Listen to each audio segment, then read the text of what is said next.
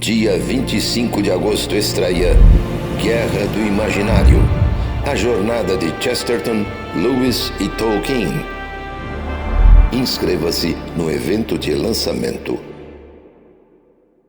Flávio, como vota o brasileiro médio? Essa é uma discussão que eu tenho tido com alguns amigos recentes, porque assim, a interpretação que nós temos é de que o brasileiro vota com a barriga, né? Como se a gente tivesse aí um enorme percentual de voto famélico no Brasil. Isso é verdade para algumas regiões. O Brasil, ele infelizmente tem problemas de pobreza crônica em muitos lugares, e essa pobreza crônica, ela é política, que é muito interessante para um chefão coronel lá de uma região como essa, ter uma massa faminta, e o cara tá lá o tempo todo falando assim, olha, daqui a 2 anos, daqui a 4 anos eu vou dar uma comida para você, então vota em mim. Ah, beleza. Olha, deu para dar só umas migalhas, mas se você votar em mim de novo, e assim segue-se por séculos, tá? São as mesmas famílias, né? Você vai ver boa parte desses caras que estão lá defendendo, né, a democracia lá numa CPI, eles são descendentes dos donos das capitanias hereditárias ali. É facílimo você perceber isso, né? São sempre as mesmas famílias, os mesmos sobrenomes, assim por diante. Agora, eu acho que a gente tem algumas mudanças nos últimos tempos. Coisa que eu tenho falado para todo mundo, né? A gente tem que interpretar o século XX como um século de imensas mudanças em muito pouco tempo. Então você fica analisando, o Nordeste é um voto de fome, não sei mais o que. Cara, você não conhece o Nordeste. Eu que mal conheço o Nordeste, sabe? Dei um passeiozinho lá por algumas cidades, você já vê que não é assim. E aliás, quem fala de Nordeste como uma massa homogênea é sociólogo que prega pra periferia aqui em São Paulo, sabe? E vai pro Nordeste só pra ver praia nas férias, depois volta falando que é especialista em zona da mata, né? Não, Nordeste não é homogêneo, os nordestinos eles têm mais briga entre si do que paulista tem briga com carioca, entendeu? É uma complicação aquele negócio, não é uma coisa fácil de você conseguir interpretar. Talvez seja a região do país mais complexa, né, para ficar no exemplo. Mas você tem hoje, eu acho, uma tendência maior a você ter o voto tendendo para a classe média. Tá? Ou seja, a classe média ela tem uma interpretação de uma eleição diferente desse voto famélico. E mesmo este voto, sabe, que eu acho que ele é cada vez menos famélico, ele é um famélico que ele também já está entendendo que esse voto é político. Entendeu? Que ela começa a lidar com algumas outras questões que elas são um pouquinho mais próximas da ideologia. Você pode reparar como o termo ala ideológica foi a grande preocupação da mídia nos últimos 4 anos. Por quê? Porque assim, você não se preocupou com a ala tecnocrata que também tem neste governo, que ela estava lidando exatamente com este problema. Tá? Porque mesmo que você lide com o problema da fome, mesmo que você tenha um Ministério da Economia, sabe, lidando ali com algumas questões muito importantes para definir voto, Ministério da Economia, você não está falando que todo mundo vota pela economia? Você nunca se preocupou com uma ação do Ministério da Economia para o voto, mas com a ala ideológica você se preocupou. Ela está começando a ser fiel da balança, entendeu? Porque, em primeiro lugar, a ideologia que está sendo colocada para nós hoje, ela vem de cima para baixo, ela afeta todas as classes sociais. Aquilo que eu falei, né? Coisa que eu tô mais acostumado a conversar com o pessoal da Faria Lima, e os caras, na hora que eles começam a falar assim, olha, eu tô preocupado com meu filho, porque ele aprendeu isso na escola. Eu falo assim, então, né? Sabe o que você faz? Tira seu filho dessa escola de elite aí, dos Dante Alighieri da vida, coloque ele lá, sabe, em Cidade Ademar. Você vai ter a mesma educação. É a mesma coisa que você tá aprendendo. Só você não tem uma estrutura física, sabe? Você não tem uma quadra com bola novinha lá para jogar futebol na educação. De resto, a qualidade da educação é a mesma. É a mesma, tá? E aí, essa ideologia, ela pega todas as classes sociais e ela está sendo cada vez mais explícita. Aliás, ela é visível hoje, né? Essa ideologia, ela é um dos grandes problemas que a gente vai enfrentar, ou talvez o maior problema que nós vamos enfrentar no século XXI, que é a tecnocracia pura, ou seja, uma fusão entre Estado e mercado. Eu tenho visto, por exemplo, como nós cada vez mais temos o pessoal da direita, por exemplo, consegue concordar com alguns nomes da esquerda muito mais facilmente do que alguns nomes da própria direita. Vou dar um exemplo muito simples aqui, citando nomes mesmo. Glenn Greenwald. Eu queria muito entrevistar o Glenn Greenwald. Queria, nem só entrevistar, né? Queria sentar com ele e falar assim, ó, te pago uma pinga aqui. Só, mas te pago uma pinga, eu queria conversar 2 horas com você. Enquanto você for amigo do Augusto Nunes, fica difícil.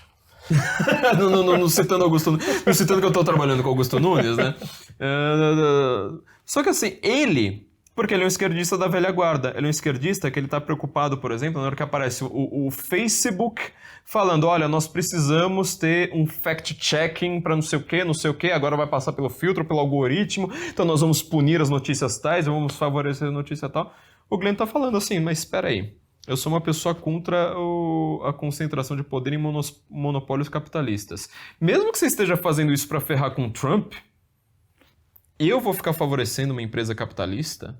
Tipo, uma pessoa. É a decisão do Mark Zuckerberg. Eu vou ficar defendendo a decisão monocrática de uma pessoa para definir o que eu penso? Não, eu prefiro entrar no meu feed e ver um monte de besteira lá que ele vai achar, os Alex Jones lá da vida, umas besteiras de direita, mas eu filtro. Eu sou uma pessoa inteligente o suficiente para isso. Ele é uma pessoa que concorda muito mais comigo, por exemplo, do que o João Amoedo.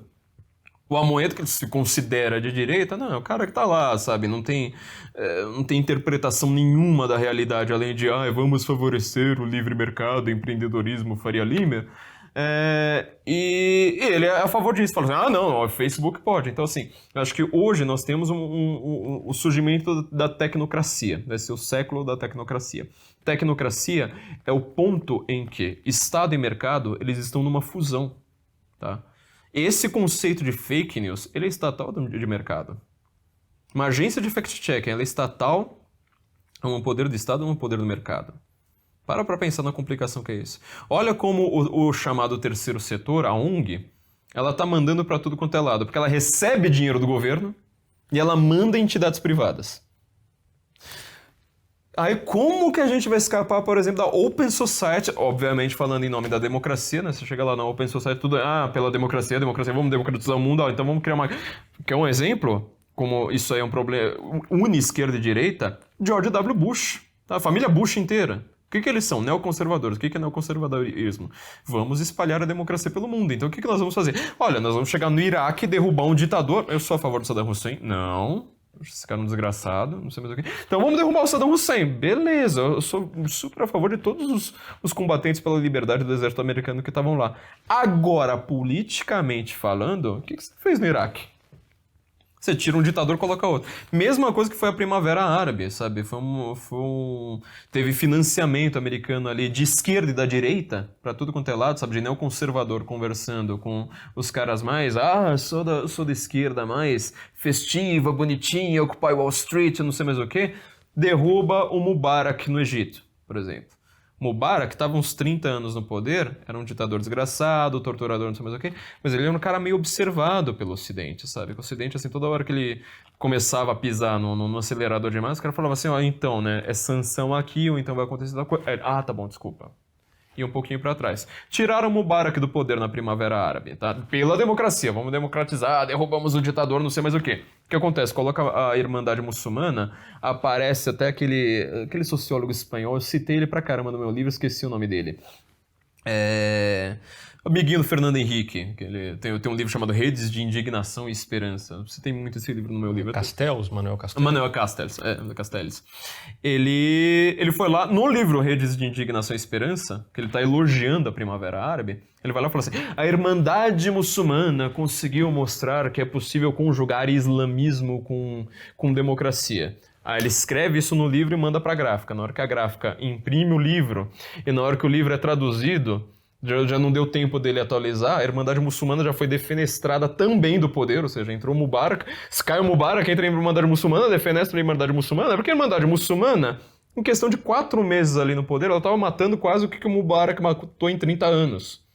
E tá lá um idiota como esse, sabe? Ai, nossa, né, que lindo! Então, assim, tudo que fala em nome da democracia é uma coisa completamente complicada hoje.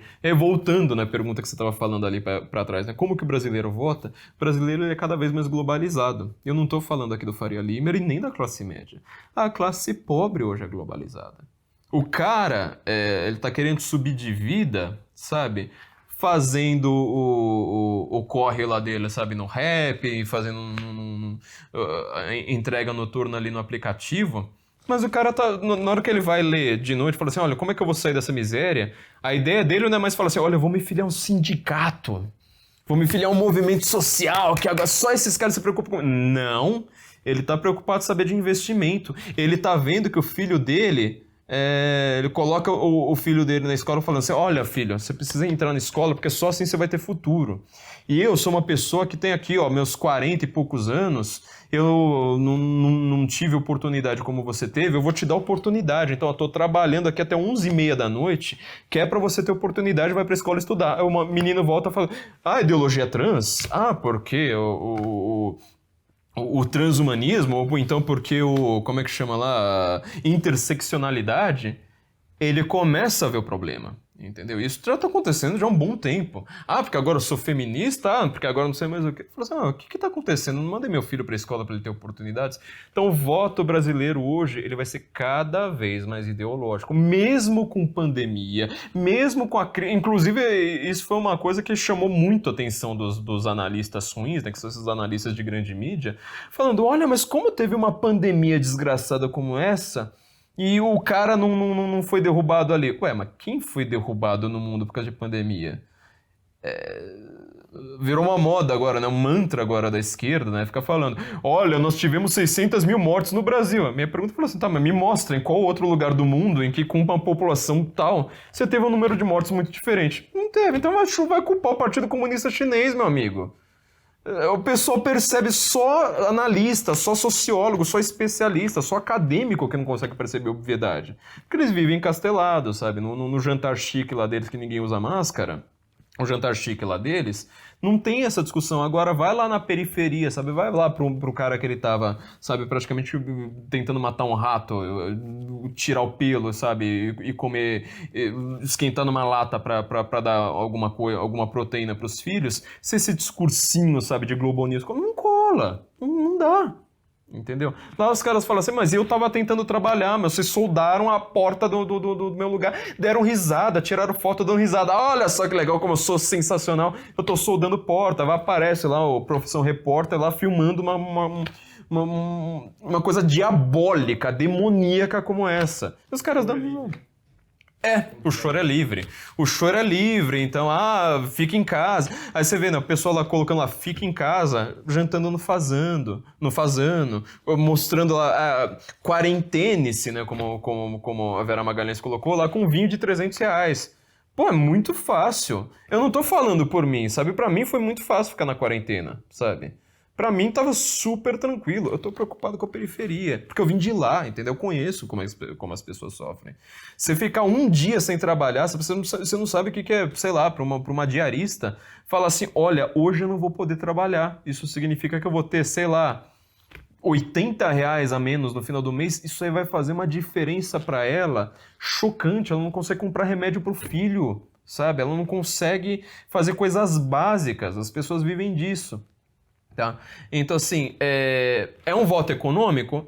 Só que, assim, não tem ideologia ali por cima? Tem. Hoje as pessoas estão interpretando isso junto, sabe? A notícia não é mais assim, só o pessoal, sabe, classe média alta fica lendo o jornal. Não, meu amigo, tá todo mundo com o celular na mão, tá o motoboy com o celular na mão, tá todo mundo vendo isso. Então, a situação no Brasil mudou radicalmente e justamente os jornalistas, analistas e especialistas... eles não conseguem interpretar uma coisa como essa. Precisavam desse especialista aí de Band News da vida ir pra periferia, sabe? Falar assim, vai passar um mês na periferia, volta aqui e vem com esse discursinho pra você ver como é que não muda.